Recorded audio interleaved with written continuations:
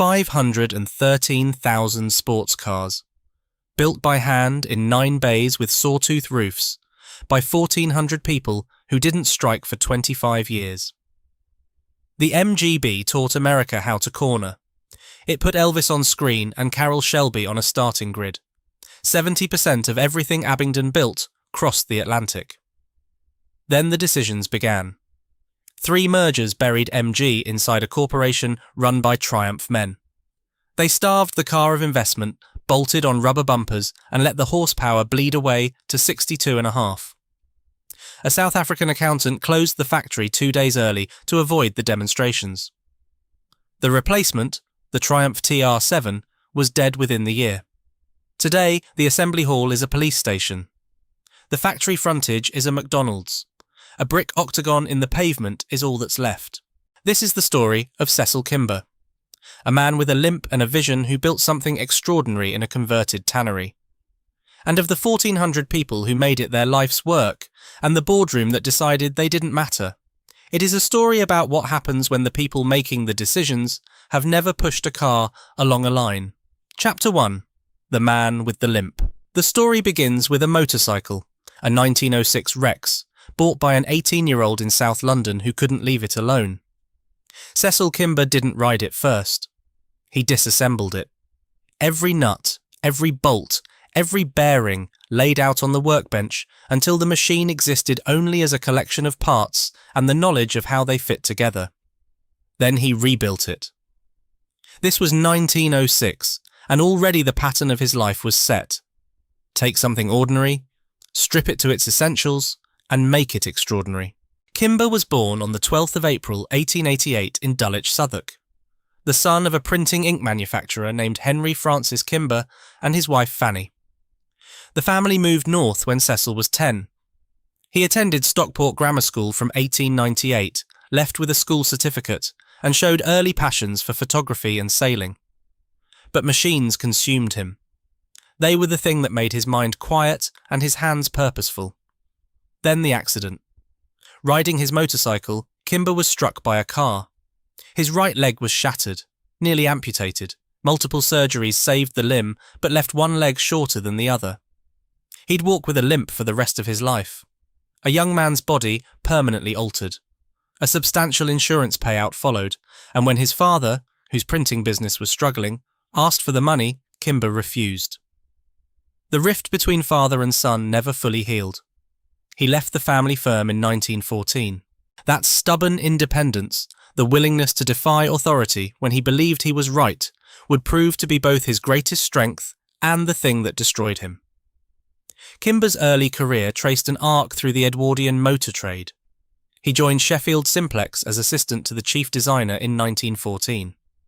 During the Great War, he moved to AC Cars as a buyer, then to E.G. Wrigley in Birmingham, a major component supplier to Morris Motors, where he styled the Angus Sanderson radiator and invested heavily in the venture. The cars didn't sell. He lost his money. By 1921, he was 33 years old, limping, broke, and looking for a fresh start. He found it on Longwall Street, Oxford. William Richard Morris had been running a motorcar business there since 1898. The trading name became the Morris Garage in 1910, then the Morris Garages in 1913, the same year Morris began manufacturing cars and building the empire that would make him the dominant force in British motoring. Morris received an OBE in 1918, a baronetcy in 1929, a barony in 1934, and a viscountcy in 1938. He was, by any measure, the most important man in British car manufacturing. Kimber was hired in 1921 as sales manager. By 1922, following the death of his predecessor, he'd been promoted to general manager. The dealership specialised in customising cars to customer order, and Kimber's eye for line and colour transformed it into something far more ambitious. He began producing modified, special-bodied Morris cars with coachwork of his own design. The first 6 assembled in Queen Street, bodied by Oxford coach builder Charles Rayworth and Son. Road registered in August 1923. None are known to survive. But Kimber had a declaration that captured everything he believed. "A sports car," he said, should look fast even when it is standing still. He wasn't building modified Morrises. He was building something new, and the man who owned the business, William Morris, soon to be Lord Nuffield, tolerated it because it generated publicity. But Morris considered racing both dangerous and pointless, and it galled him that MG and Kimber had far greater international recognition than Morris Motors itself. The friction between Kimber's bohemian streak and Morris's puritanical conservatism grew year by year. Known universally as Kim, Kimber combined energy, vision, and a complicated personal life. One biographer called him a wayward husband, fallible parent. His first marriage ended in separation. His wife Irene died soon after. Within 2 months, he married Muriel Dewar. Lady Nuffield disapproved. The personal and the professional were knotting together, and the knot would only tighten. The MG Octagon badge first appeared in an advertisement in the Oxford Times on the 2nd of March 1923, though, in a characteristic oversight, nobody filed a trademark application until April 1928. The first car officially advertised as an MG was the 1428 of 1924, a modified Morris Oxford marketed as Morris Garage's Super Sports. Its successors, the 1440, the landmark 1880, grew steadily more ambitious. But the car that gave Kimber the credibility he craved was a machine called Old Number 1, registration FC 7900, a modified Morris chassis with a special overhead valve engine and a sporty, lightweight body, built for Kimber's personal use in 1925. In March of that year, he drove it 300 miles in the London to Land's End reliability trial, grueling roads, foul weather, and won a gold medal in the light car class. It wasn't actually the first MG produced, but it was the first built specifically for competition, and that gold medal changed everything. He later sold it for £300. It eventually found its way back to MG's ownership, where it remains, a talisman. On the 21st of July 1930, the MG Car Company Limited was formally incorporated, with Kimber as managing director. It remained William Morris's personal property. The son who'd refused to give his father the insurance money now ran a company that belonged to another man entirely. Chapter 2. Speed on a shoestring. MG's early years were nomadic. Production moved through a succession of cramped Oxford premises, Alfred Lane, then Bainton Road from September 1925, sharing space with the Morris Radiator Works, then Edmund Road in Cowley from 1927, near the main Morris factory. It was the first time MG had anything resembling a production line. But space was always the constraint, and Kimber needed room to build what he could see in his mind. In September 1929, MG moved 10 miles south to Abingdon-on-Thames. The site was part of the former Pavlova Leather Company, a long-established tannery that had expanded dramatically during the Great War, erecting 9 large hangars to house wartime leather production. When the war ended, the hangars became surplus. MG leased them, and Abingdon would be home for the next 51 years. But before the factory could define MG, the cars had to prove themselves. And they did, with results that still seem barely credible for a company operating on a shoestring. The M-Type Midget debuted at the 1928 London Motor Show, with full production from April 1929. Based on the Morris Minor, 847 cubic centimetres overhead cam engine, 20 horsepower, fabric-covered wooden frame body by Carbodies of Coventry, it cost just £175. The Autocar declared that the MG Midget will make sports car history. They were right. It was the first genuinely affordable sports car from an established manufacturer. 3,235 were built between 1929 and 1932. Edsel Ford imported a yellow one to America in 1930 and reportedly drove it 27,000 miles around Grosse Pointe, Michigan. Henry Ford's son, pottering around the suburbs of Detroit in a tiny British sports car. The image says everything about the MG's peculiar charm. From the M-Type chassis came EX120, the Magic Midget. On the 30th of December 1930, at Montlhéry in France, Captain George Eyston set records at 87.3 miles per hour.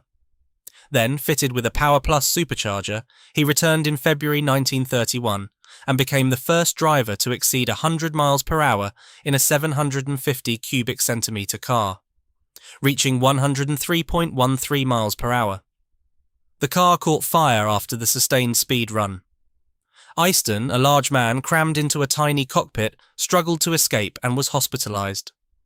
The successor, EX-127, broke 110 miles per hour in September 1931 and set the 750 cubic centimetre record at 119.48 miles per hour at Pendine Sands in February 1932. The ultimate MG record car, EX-135, nicknamed the Humbug for its cream-striped green livery, was built on a K3 magnet chassis. In the hands of Lieutenant Colonel Goldie Gardner, it achieved 203.5 miles per hour over 2 kilometres at Dessau, Germany, on the 31st of May 1939, 203 miles per hour, from an engine displacing barely a litre, on the eve of a war that would change everything. The K3 Magnet achieved racing immortality before that. At the 1933 Mille Miglia, 3 works K3s were entered at the suggestion of Count Giovanni Laurani. Factory mechanic Nobby Marney had worked 73 hours without sleep to get the cars ready.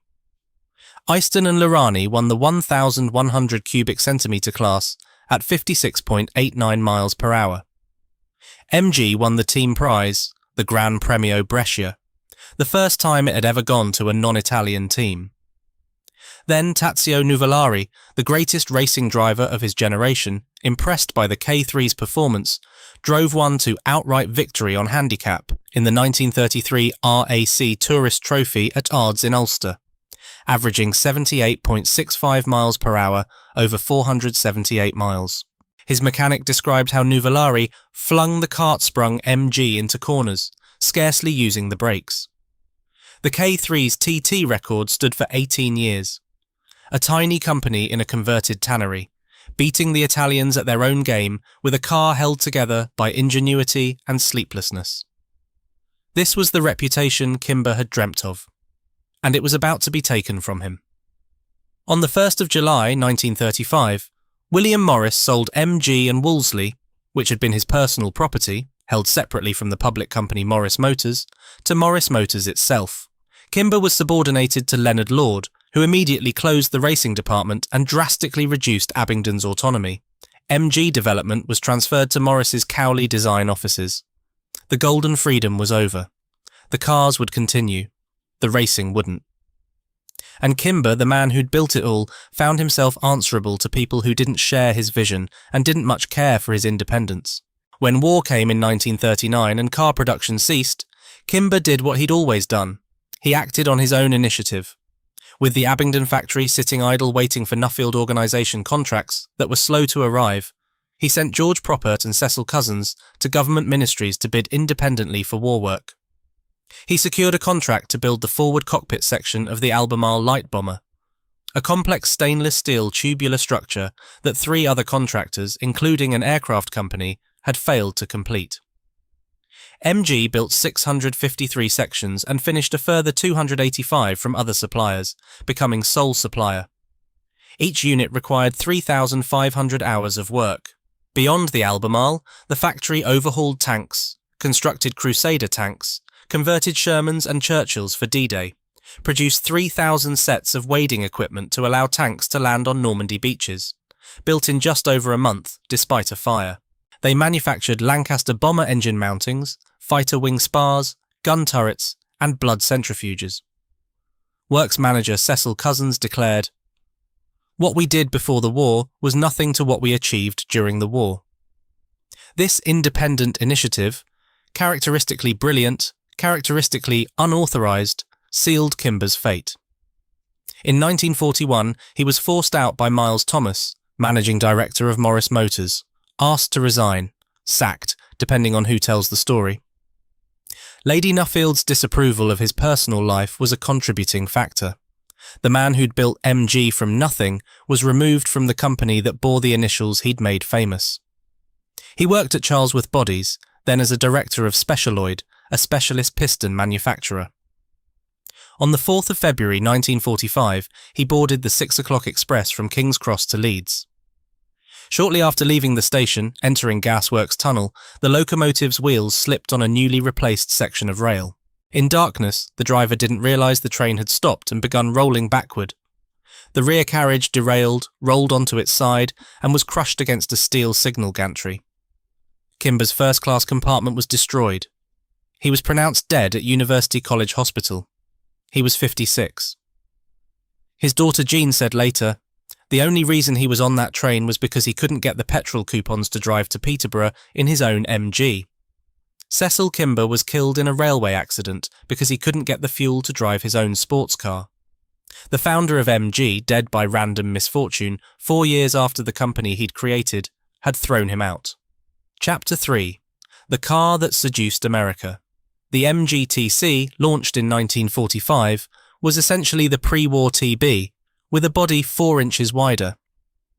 Same 1,250 cubic centimetres XPAG engine, 54.5 brake horsepower at 5,200 revolutions per minute, right-hand drive only.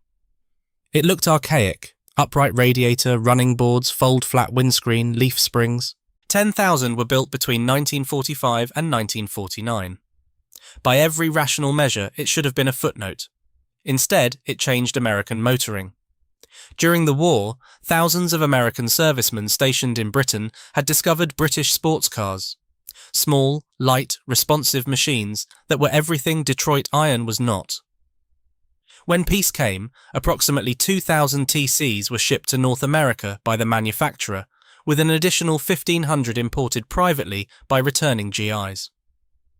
The TC weighed 1,800 pounds. It could manage 75 miles per hour on a good day, and its 0 to 60 time was 22.7 seconds, laughable by American standards. But it proved something that no amount of cubic inches could. Speed didn't require horsepower. It required handling. The post-war British government's export incentive programme drove MG's American focus. Manufacturers who exported more received greater raw materials allocations. MG needed steel. America needed sports cars. The marriage was consummated with an enthusiasm that surprised everyone. The Sports Car Club of America had been founded in 1944 by former members of the Automobile Racing Club of America, which the Collier brothers had created in 1933 after racing MGs in Europe. The SCCA began sanctioning road racing in 1948. At the inaugural Watkins Glen Grand Prix on the 2nd of October 1948, 8 MGTCs lined up among just 15 starters. By 1950, Watkins Glen attracted over 100,000 spectators. Racing spread to Bridgehampton, Elkhart Lake, Pebble Beach, Sebring, Torrey Pines. A young Texan named Carroll Shelby won his first race in an MGTC. The car that couldn't keep up with American muscle on a straight road was teaching America how to drive around corners. The MGTD arrived in January 1950, and this was the breakthrough export car. Independent front suspension, rack and pinion steering, and crucially, a left-hand drive option.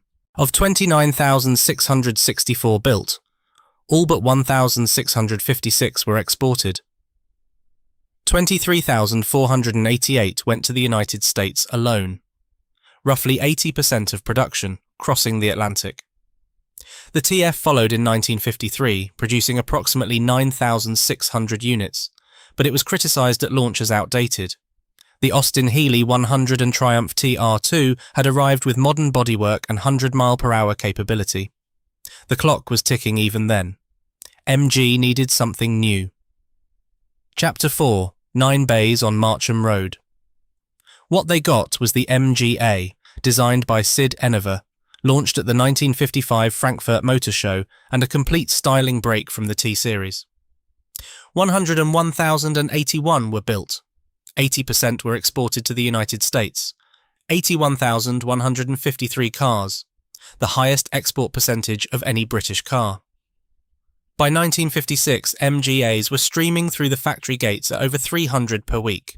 And the factory itself, the place where these cars came into being, was something you'd have to see to believe. The MG Works stood on Marcham Road, the A415 in Abingdon-on-Thames. 9 large hangars with distinctive Northlight sawtooth roofs, designed for maximum natural daylight, originally built to cure leather during the Great War. A block housed the primary assembly lines, 9 bays along the Marcham Road frontage, including a welfare medical centre and telephone exchange. B block served as the rectification department. The administration block, which everyone called the top office, stood on Cemetery Road. Cecil Kimber's original office was in there. It would outlast the factory by decades. The Abingdon Works was emphatically not a modern production facility. A former pressed steel worker who visited put it plainly. The Abingdon plant was antiquated, you cannot compare it to Ford's. Most of the operations were all man-made and not automated. Cars were pushed along the assembly line manually, no automated conveyors. Multiple models were assembled simultaneously. The MGB, the Midget, the Austin Healey. A famous jibe from Longbridge ran, "They build one car, per week, per man, from John Thornley on down to the office boy, and all they got in the way of mechanical equipment is a wheelbarrow." Yet the apparent backwardness concealed something remarkable. When a British Leyland Methods team visited Abingdon and told management they could produce up to 25,000 cars per year with proper investment, the MG managers replied, "Thank you for telling us, but we should tell you that last year we produced over 50,000 cars." 50,000. By hand. In a converted tannery. Body shells arrived from pressed steel Fisher already painted, delivered on lorries that backed up to the receiving bays. The shells moved through the line on dollies, pushed from station to station by the workers themselves. At each stop, components were fitted by hand, wiring looms threaded, dashboards mounted, engines lowered in. The smell was universal. Machine oil, rubber sealant, the sharp tang of fresh paint from the rectification shop, where any blemishes caught during inspection were touched up. Every MGA underwent a 12-mile road test after completion. Any issues, paint chips, mechanical faults, a rattle in the dashboard, went to the rectification department. The workers called it the hospital line. A paint-spattered MG Featherlight saloon sat perpetually in the paint shop, used as a factory runaround. The workforce dubbed it the Owled Speckled Un. In 1979, Moreland's Brewery of Abingdon brewed a beer for MG's 50th anniversary and named it after that car. Old Speckled Hen became one of Britain's best-known ales. The battered runabout in the paint shop, immortalised in amber. The factory had its own football pitch, its own cricket pitch, its own hockey pitch, a snooker hall in town, a sports and athletic club on Caldecott Road, its own fire engine with a full-time fireman backed up by a volunteer crew drawn from the factory floor. This wasn't just a workplace. It was a world. Chapter 5. The family on the factory floor. At its peak, the Abingdon factory employed 1,400 people. The original workers were a mixture, skilled hands from depressed areas of England and Wales, the few MG employees who'd made the move from Oxford, and Abingdon's largely agricultural community. For many early workers, MG was the first time they'd ever had an indoor job. This combination, one account notes, coalesced to become a workforce that built a legend. You couldn't get a job at the factory unless you knew someone who already worked there. Jackie Smith, honorary archivist at Abingdon Town Council, grew up in the shadow of the works. "It was an integral part of everybody's lives who lived in the town," she recalled. "I grew up with MG around me. All the young people aspired to get the 2-seater sports car. It employed a lot of generations. People met their future wives there and their children came along and worked in the factory. It was very much a family organisation. Generations. Fathers and sons, husbands and wives, entire families whose working lives were measured in decades spent inside those 9 bays. Workers arrived on bicycles in droves, packed lunches in old gas mask cases slung round their grubby overalls.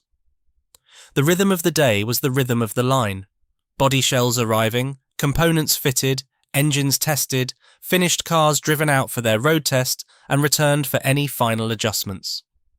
The factory's industrial relations record was extraordinary. No serious strikes for over 25 years, an achievement unmatched anywhere in British Leyland. An academic study attributed this to the small size of the plant and a team concept which resulted in good industrial relations and a low off-standard rate.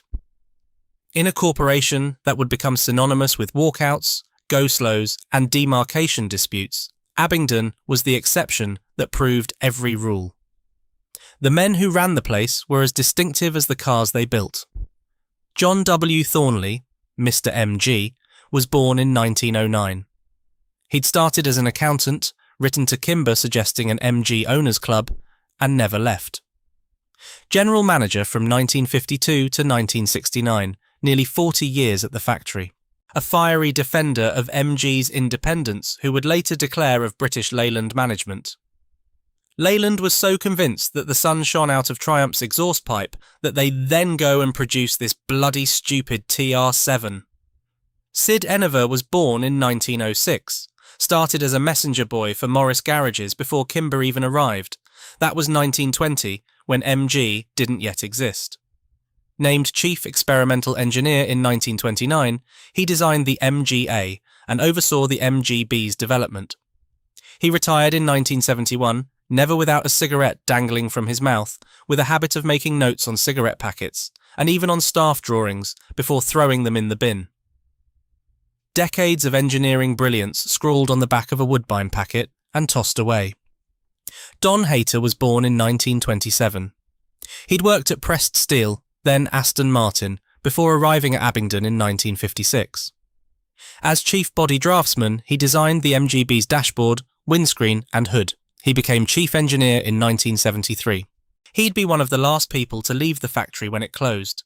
And in retirement, he still drove his MGB on the streets of Abingdon, the man and the car inseparable from the town.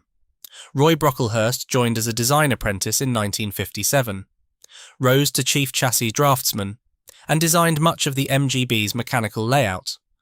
Brian Moylan started as a mechanic in the service and repair shop in 1950, was drafted into the racing department in 1955, worked on the rally-winning Minis, including the 1967 Monte Carlo winner, and later became the factory's foremost historian, spending his retirement writing the definitive account of life inside those walls.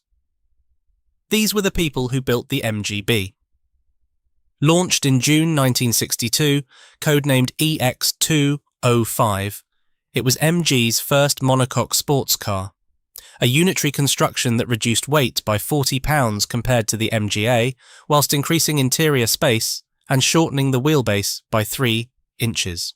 Its 1,798 cubic centimetre B-series engine produced 95 brake horsepower. The development team reads like a roll call of Abingdon's finest. Enever as chief engineer, Hayter on the body, Brocklehurst on the chassis, Terry Mitchell, Dickie Wright, Jim O'Neill. Between 1962 and 1980, 513,276 MGBs were built. Over 300,000 roadsters were exported to the United States, more than 60% of total production. The MGB GT, with its Pininfarina-designed fixed-head coachwork, added a further 125,282 units. The MG Midget contributed 236,089 more. The factory's cultural reach was vast. Prince Philip owned an MGTC. James Dean drove a TD. Elvis Presley had an MGA. He drove it in Blue Hawaii. Cary Grant drove a TD alongside Marilyn Monroe in Monkey Business. Robert Redford's character drove a TC in The Way We Were. MGTDs appeared so frequently in 1950s Hollywood that they became the visual shorthand for little British sports car. In America, the MGB was the small sports car of choice, a favourite among college students and young professionals, intimate in styling, nimble in handling, affordable in price. 70% of all MGBs built were sold in North America. The factory that couldn't afford automated conveyors was supplying one of the largest consumer markets on Earth and doing it by hand at a rate of 600 cars per week at its peak. Chapter 6. The Summit Before the Storm. The early 1970s were Abingdon's absolute zenith. Combined MGB output reached approximately 39,393 units in 1972, 26,222 roadsters plus 13,171 GTs. 600 cars a week, pushed down the line by hand, tested on the roads around Abingdon, loaded onto transporters bound for Southampton docks, and then California, New York, Tokyo. The MGC had come and gone. A 2,912 cubic centimetre straight six shoehorned into the MGB shell. Much heavier. Criticised for ponderous handling. But it achieved a certain cultural distinction when HRH Prince Charles bought a 1968 MGC GT in Seychelles blue as his first car at Trinity College, Cambridge. He kept it for over 30 years. The heir to the throne pottering around the Cambridgeshire fens in a car the motoring press had dismissed. Abingdon in 1972 was a factory running at full capacity with a workforce that didn't strike, building a product the world wanted to buy, managed by people who'd spent their careers within its walls. The MGB was 13 years old and selling as strongly as ever. The Midget was a consistent seller. The Austin Healey had ended production in 1967, but Abingdon had absorbed the work without difficulty. The converted tannery with the sawtooth roofs and the hand-pushed lines was outproducing facilities with 10 times its investment in machinery. But something had already happened, 4 years earlier, that would set in motion the chain of decisions leading to the gates closing for good. On the 17th of January 1968, British Motor Holdings merged with the Leyland Motor Corporation to form the British Leyland Motor Corporation. It was the merger that created the fifth largest vehicle manufacturer in the world, and it placed MG in the hands of people whose loyalties, whose instincts, whose entire careers lay somewhere else entirely. Standing at the summit in 1972, with 600 cars a week rolling out of those 9 bays, nobody inside Abingdon could see the cliff they were about to walk off. Chapter 7. The Merger Trap. The merger had been brokered at the highest level. In September 1967, Prime Minister Harold Wilson personally summoned Sir George Harriman, chairman of British Motor Holdings, and Sir Donald Stokes, chairman of the Leyland Motor Corporation, to dinner at Chequers. Tony Benn, as Minister of Technology, organised meetings and facilitated negotiations. The Industrial Reorganisation Corporation, established by Labour specifically to create industrial champions, considered Stokes the only manager capable of reviving BMH, and made £25 million available as loan capital. The politicians wanted a national champion. The industrialists wanted scale. Nobody, it seems, asked what would happen to the small specialist operations, the Abingdons, the Canleys, once they were swallowed by the Leviathan. British Motor Holdings itself was already the product of earlier consolidation. The British Motor Corporation had been formed in 1952 through the merger of Austin and the Nuffield organisation, Morris, MG, Wolseley, Riley, swallowing MG into a conglomerate that never properly integrated. BMC produced badge-engineered duplicates across separate factories and dealer networks, wasting resources on internal competition. British Motor Holdings followed in 1966, adding Jaguar, but by 1967 BMH was reporting a loss of £3.2 million. The patient was already ill when Stokes was called in as the surgeon. The British Leyland Motor Corporation came into being on the 17th of January 1968. Sir George Harriman became chairman. Sir Donald Stokes became deputy chairman, managing director and chief executive. And MG was placed in the Austin Morris division, the volume car operation, not in the specialist division that protected Jaguar. This organisational decision, made in a boardroom, determined the fate of a factory 10 miles south of Oxford where 1,400 people built sports cars by hand. Stokes had started his apprenticeship at Leyland in 1930. 38 years with Leyland and Triumph. He knew those operations, those people, those cars. He was horrified to find that BMH had no plans to replace its ageing designs. But his solution was to favour what he knew. Harry Webster, Triumph's long-term technical chief, the man responsible for the Herald, the Spitfire, the GT6, the TR series, and the Stag, was appointed technical director of British Leyland, over BMC's legendary Alec Isigonis, creator of the Mini. George Turnbull, an ex-Standard apprentice who'd become director of Standard Triumph, was made managing director of the Austin Morris division, the division that now controlled MG. His priority was volume cars to fight Ford, the Morris Marina and the Austin Allegro. Sports cars from a converted tannery in Abingdon were nowhere near the top of his list. At Abingdon, MG prototypes were reportedly hidden in the boiler house, in case Stokes visited and decreed they should be scrapped. The rivalry between Triumph and MG became the central drama of British Leyland's sports car strategy. In 1969, both camps began developing next-generation replacements. MG's AD021 was a radical mid-engined wedge-shaped coupe with hydroelastic suspension, styled by Paul Hughes and Harris Mann. It was stunning, admired by all who saw it. But when Spen King, who'd replaced Webster as technical director, and Mike Carver conducted American market research, the findings were brutal. US buyers wanted mechanical simplicity and exotic looks. A car a local garage could fix, not a mid-engined exotic. Triumph's Bullet, a conventional front-engined rear-drive concept sharing components with the Dolomite replacement, won on practical grounds. The AD021 was cancelled in late December 1970. The prototype was scrapped about a year later. Harris Mann then restyled the Bullet with a dramatic wedge shape inspired by the AD021, creating the car that became the TR7. Plans to badge it as both a Triumph and an MG came to nothing. An earlier proposed MGB replacement, EX234, had also been shelved around 1964 to 1966, killed by the familiar BMC-era excuse that haunted Abingdon like a curse. Why spend money on development and tooling when the customers are still buying the products we already make? They were still buying. That was the tragedy. The customers hadn't abandoned MG. MG's owners had abandoned MG. And while the boardroom politics ground on, American regulations were progressively strangling the car itself.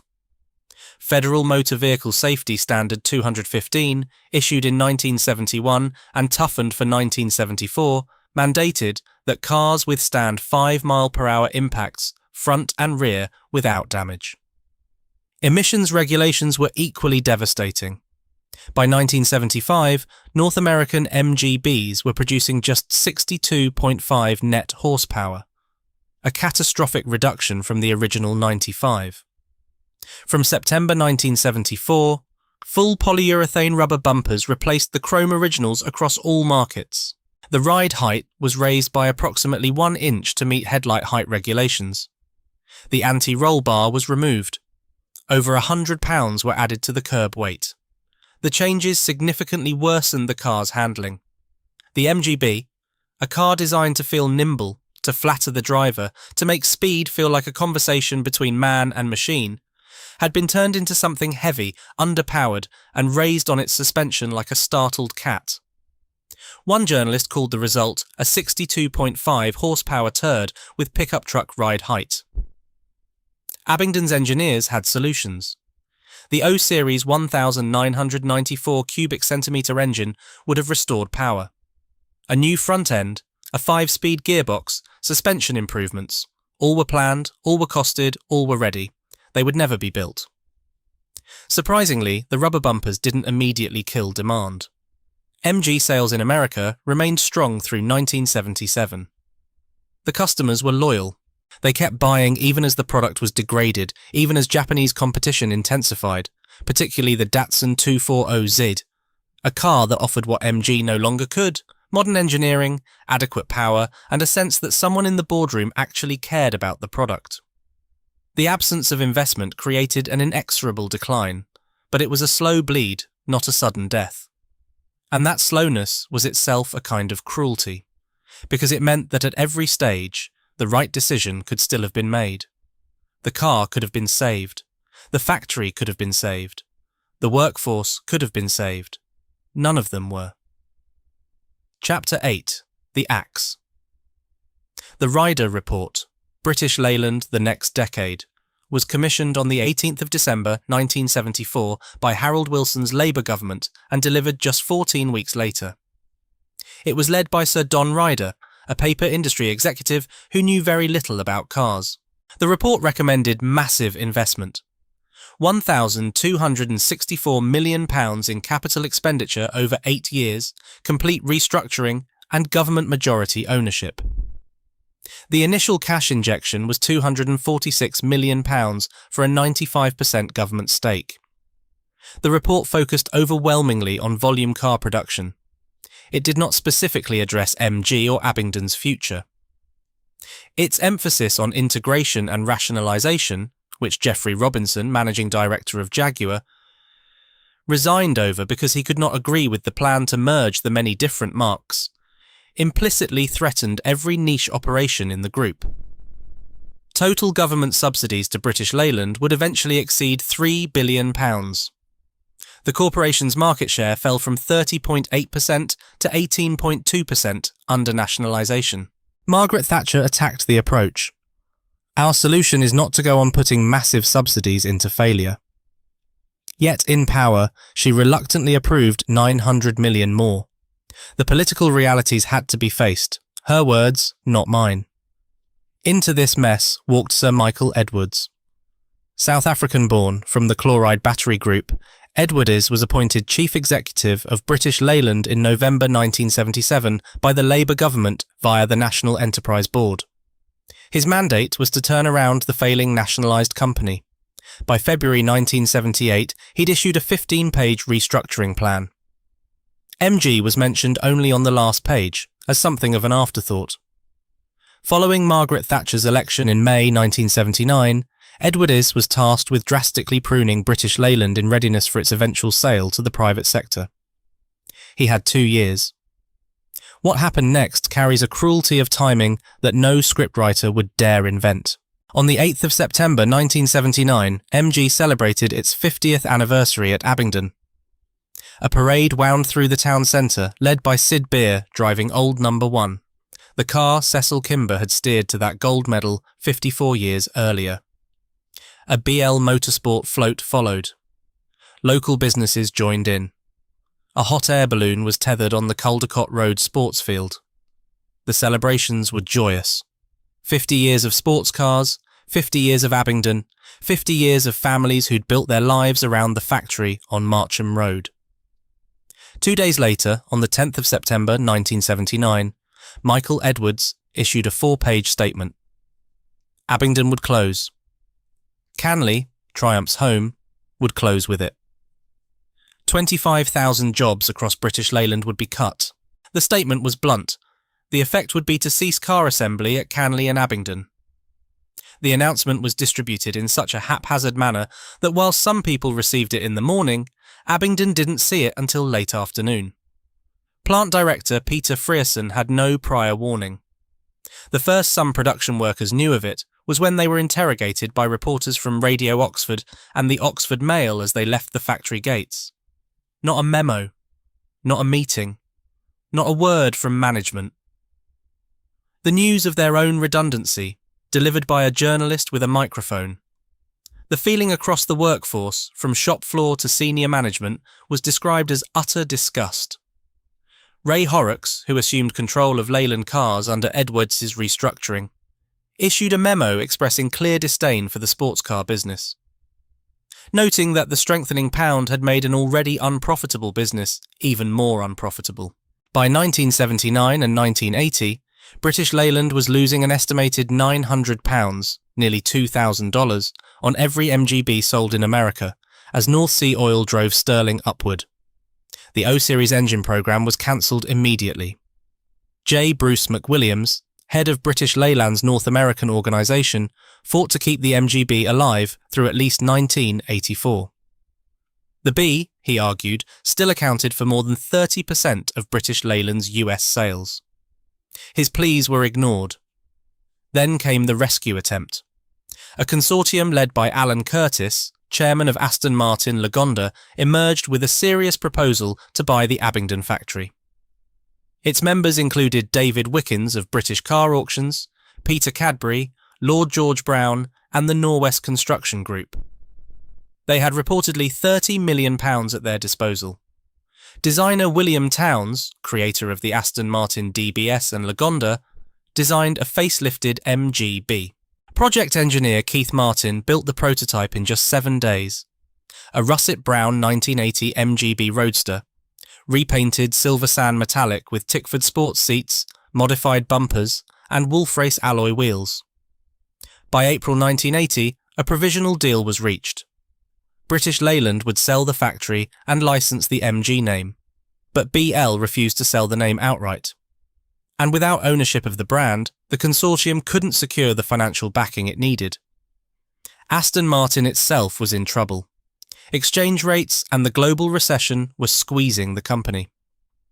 British Leyland closed negotiations, losing patience with the consortium. The prototype sat in storage at Newport Pagnell until it was sold to a private owner in July 1984. 2 Canadian businessmen, Lalonde and Mason, separately flew to London proposing to purchase the factory and create a workers' cooperative funded by private equity. BL refused to sell either the factory or the brand. A plea by the American dealer network, partly orchestrated by the retired John Thornley, Mr. MG himself, the man who'd given nearly 40 years to Abingdon, threatened legal action and proposed engineering a completely new replacement. Edwards unceremoniously kicked it into touch. 85 Conservative MPs formed a pressure group to pressure British Leyland to release its grip on MG and hand it to the Aston Martin consortium. A debate was held in the House of Commons on the fate of MG Airy Neve, the Conservative MP for Abingdon since 1953, had been assassinated by the INLA on the 30th of March 1979, just before the general election. His successor, Thomas Benyon, had won the seat in May, just 4 months before the closure announcement. A Conservative MP defending his constituents' jobs against cuts, pushed by a Conservative government. The political irony was painful. None of it mattered. Not the consortium, not the Canadians, not the American dealers, not the 85 MPs, not the debate in Parliament. The Labour government of 1964 to 1970 had created the merger. Labour, from 1974 to 1979, had nationalised BL. The Conservative government from May 1979 was pushing the cuts that killed Abingdon.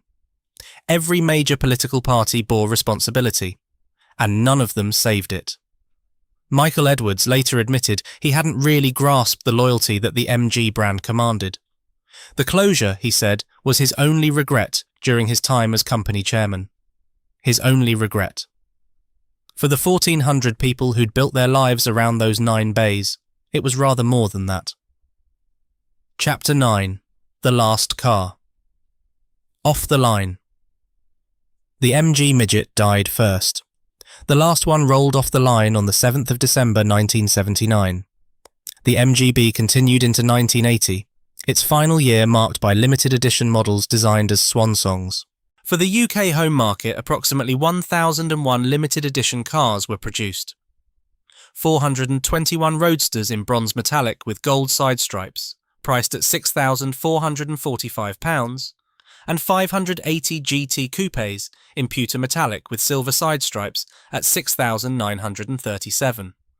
All featured red MG badges, a nostalgic nod to the earliest MGs. For North America, approximately 6,668 black limited edition roadsters were produced at $8,500 each. The very last American LE, car number 523000, was presented to Henry Ford II and placed in the Ford Museum beside the first MG Midget ever imported into America. The beginning and the end, side by side under fluorescent lights in Dearborn, Michigan.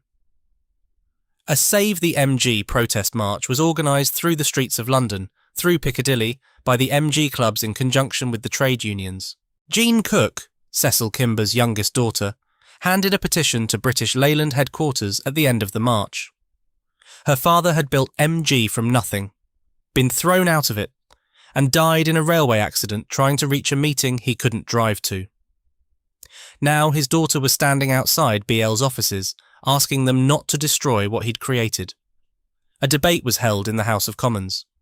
None of it mattered. Production slowed from 600 cars a week to just 381 units.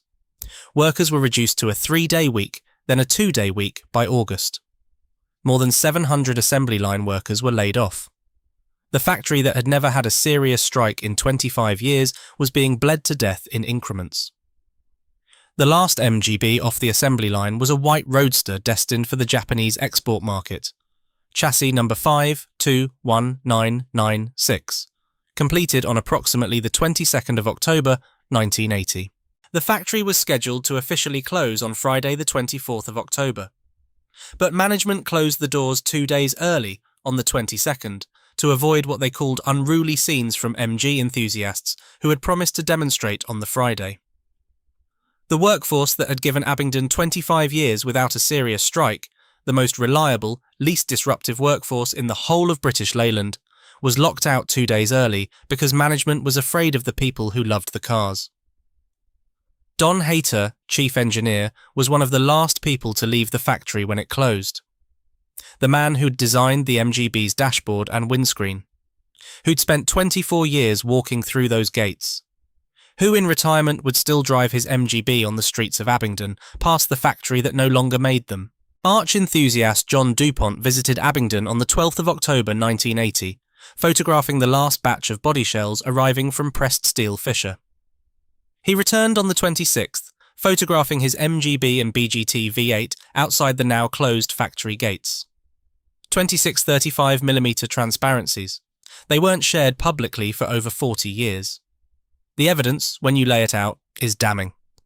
The MG operation was profitable, but its profits were entirely offset by the huge losses accrued by the rest of the Austin Morris division. The factory's productivity was remarkable for its antiquated methods. Its strike record was the best in British Leyland. Its products sold robustly in the world's largest market. A highly productive, low-disruption, historically profitable factory was closed while less productive, more strike-prone plants survived. And the car that was supposed to replace MG, the car that had justified the closure, was the Triumph TR7, designed by Harris Mann with a dramatic wedge shape. Advertised as the shape of things to come. Launched in January 1975. Built initially at the strike-plagued Speak factory in Liverpool, where cars arrived at dealerships with missing main-bearing caps and bucket seats of mismatched colours. Moved to Canley, then to Solihull. 3 factories in 6 years. Italian designer Giorgetto Giugiaro, seeing it at the 1975 Geneva Motor Show, reportedly looked at it and said, "Oh my God, they've done it to the other side as well." Total TR7 production. Approximately 112,000 units. Total MGB production. 513,276. British Leyland chose the car that sold 112,000 over the car that sold 500,000, and then killed both.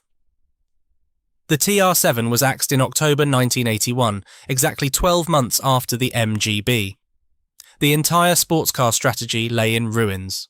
As the MG Car Club noted, the American sports car buying public voted with their feet and simply walked away.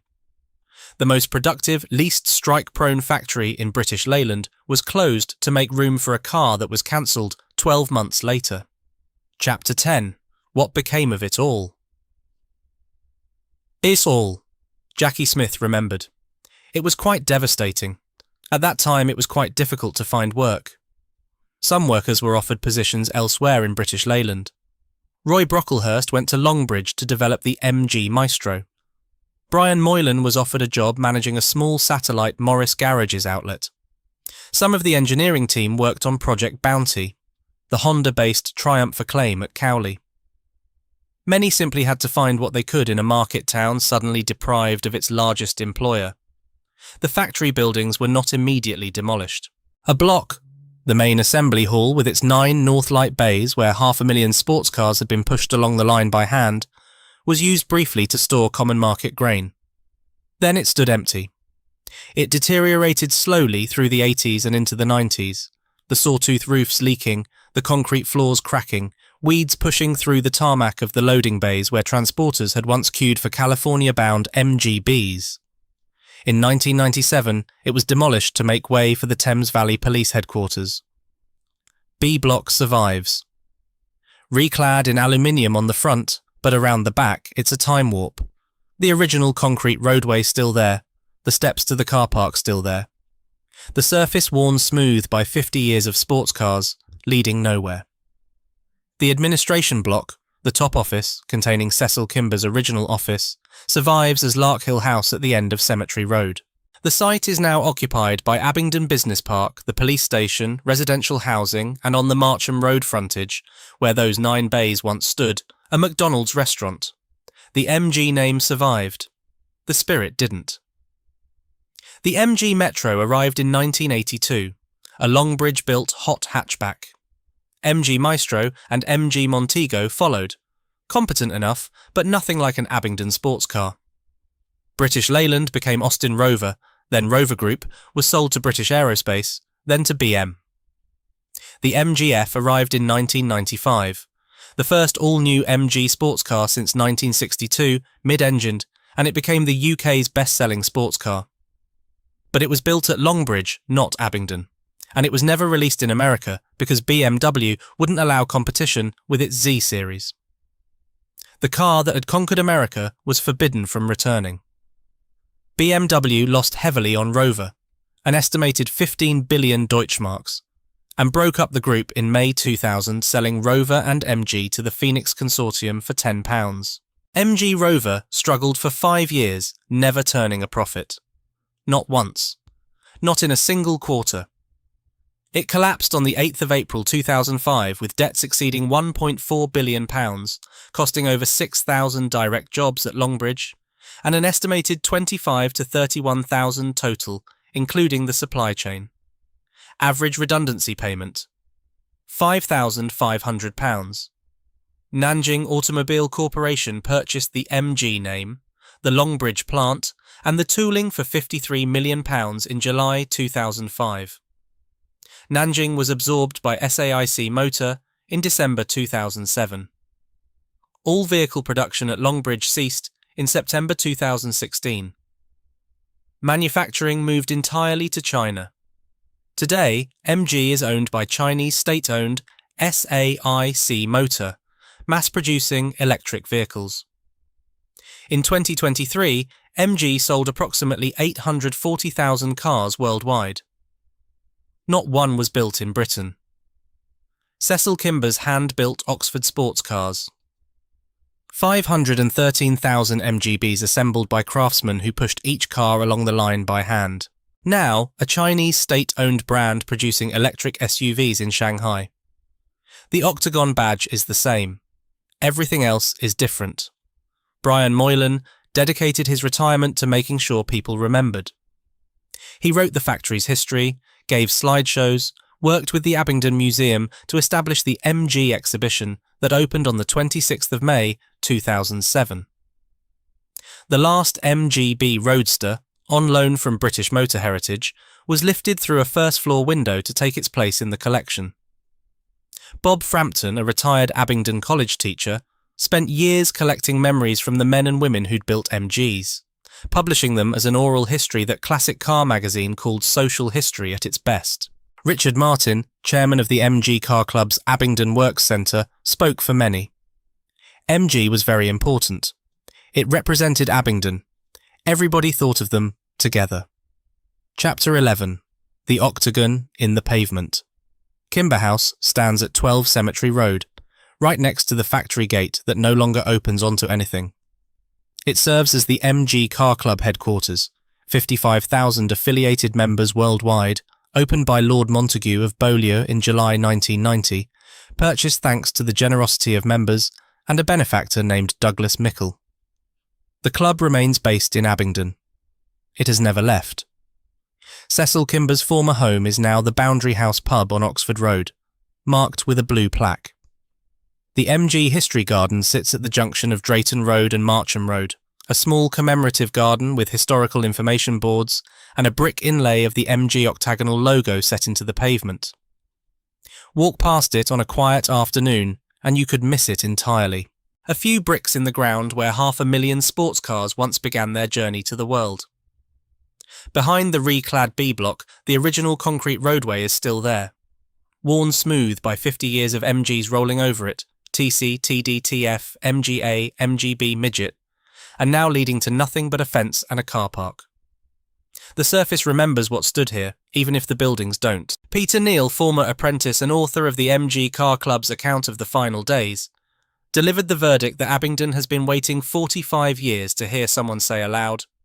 In the light of subsequent events, most observers tend to agree that the closure of the MG factory and the abandonment of one of the most popular sports cars of all time was, from every point of view, an extraordinarily flawed decision. He added one more sentence. Abingdon is still awaiting its apology. The 9-bay assembly hall where 500,000 sports cars were built by hand is now a police station and a McDonald's drive-through. The factory gate on Cemetery Road opens onto a business park. The concrete roadway behind B Block leads nowhere. The owled speckled Un is long gone, but the beer it inspired is still served in pubs across the country. The MG Car Club fills Marketplace with sports cars every Boxing Day, engines ticking in the cold air, and for a few hours the town remembers what it was. A man with a limp and a vision built something extraordinary in a converted tannery. 1,400 people made it their life's work. 3 mergers, 1 government report, and a boardroom rivalry handed everything to a car that nobody wanted. A South African accountant closed the gates 2 days early to avoid the demonstrations. And the most productive, least strike-prone factory in British Leyland was sacrificed for a triumph that was dead within the year. The octagon is still in the pavement. The apology has never come.